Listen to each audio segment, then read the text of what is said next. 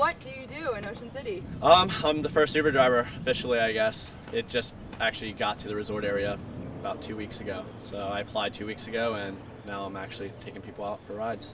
That's awesome. Can you tell me about the application process you went through? Yeah, pretty much everything was online. It took about 2.5 weeks. It had an extensive background check where they went through, they saw where I've lived in other places, other states and everything.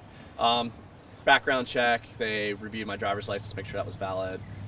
Driver's check, they went over my insurance, they looked at my car to make sure my car was up to standards for their services, and about 2.5 weeks later I got my background report back and good to go. What are the specifications for cars that drive Uber?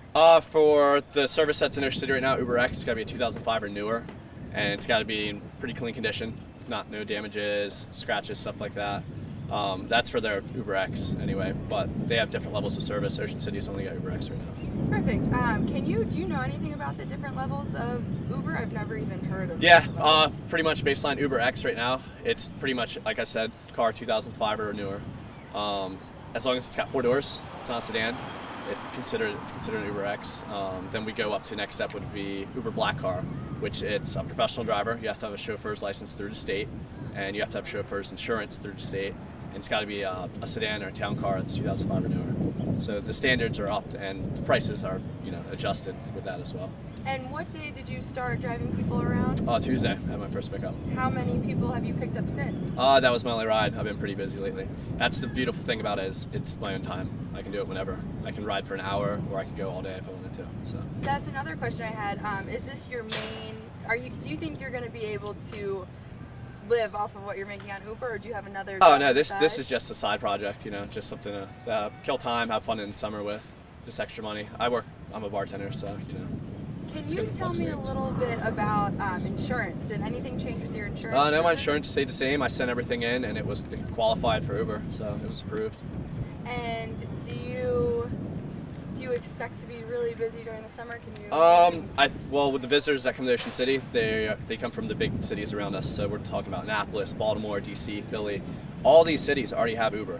So there's a lot of people that are used to using this service. They've been using it for years. So it opening up in Ocean City, I think on big holiday weekends we'll definitely see a jump in demand.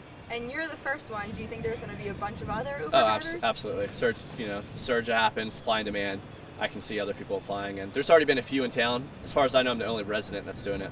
But it took me 2 weeks, and there's a lot of cars out on the road. People can do it. Anybody can sign up for it. So. Cool. And can you tell me? I know I talked to a cab company the other week, and they were saying, "Oh, it's ridiculous that Uber's coming to town." What do you have to say to cab companies that think that? There's plenty of cabs in town. Like I said, Uber it's an app base, so it's not like I'm going down the road and I see somebody flag me down. I can't pick that person up. You've got to have the app. You have to be a customer of Uber already. So cabs still have a fair share of customers they can pick up.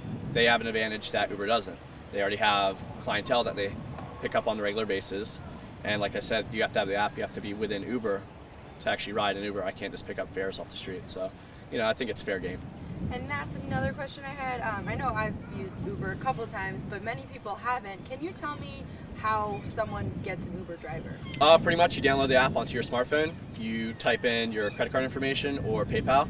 It's linked to your account. Pretty much you request where you want to get picked up at. It finds you via GPS, and then the closest driver will be summoned to you.